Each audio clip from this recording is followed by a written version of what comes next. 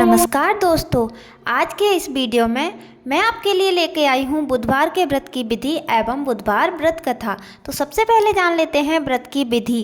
गृह शांति तथा सर्व सुखों की इच्छा रखने वालों को बुधवार का व्रत करना चाहिए। इस व्रत में बस एक ही बार भोजन किया जाता है और व्रत के समय हरी वस्तुओं का उपयोग करना श्रेष्ठ होता है। व्रत के अंत में शंकर जी की पूजा धूप बेलपत्र आदि से करनी चाहिए। साथ ही बुधवार की पूरी कथा और आरती सुनने के बाद प्रसाद ग्रहण करना चाहिए। अब शुरू करते हैं बुधवार व्रत कथा। एक समय एक व्यक्ति अपनी पत्नी को विदा करवाने के लिए अपनी ससुराल गया।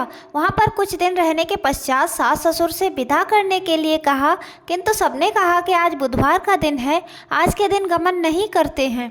वह व्यक्ति किसी प्रकार न माना और हठ धर्मी करके बुधवार के दिन ही पत्नी को विदा कराकर अपने नगर को चल पड़ा। राह में उसकी पत्नी को प्यास लगी तो उसने अपने पति से कहा कि मुझे बहुत जोर से प्यास लगी है।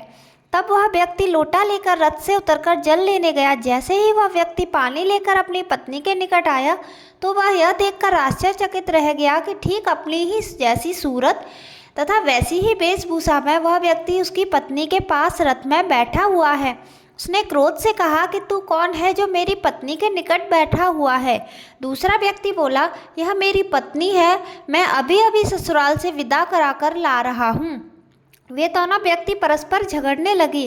तभी राज्य के सिपाही आकर लौटने वाले व्यक्ति को पकड़ने लगे। स्त्री से पूछा, तुम्हारा असली पति कौन सा है? तब पत्नी शांत ही रही, क्योंकि दोनों एक जैसे थे, वह किसे अपना असली पति कहे। वह व्यक्ति ईश्वर से प्रार्थना करता हुआ बोला, हे परमेश्वर, यह क्या लीला है कि सच्चा झूठा बन रहा है। तभी आकाशवाणी हुई, मूर्ख, आज बुधवार के दिन तुझे गमन नहीं करना था, तूने किसी की बात नहीं मानी, यह सब लीला बुद्धदेव भगवान की है। उस व्यक्ति ने बुद्धदेव से प्रार्थना की और अपनी गलती के लिए क्षमा मांगी। तब बुद्धदेव जी अंतर ध्यान हो गए।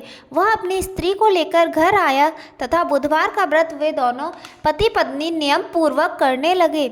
जो कोई इस कथा को श्रवण करता तथा सुनता है उसको बुधवार के दिन यात्रा करने का कोई दोष नहीं लगता है और सर्व प्रकार के सुखों की प्राप्ति होती है। तो ये थी बुधदेव की सभी सुखों को देने वाली कल्याणकारी कथा।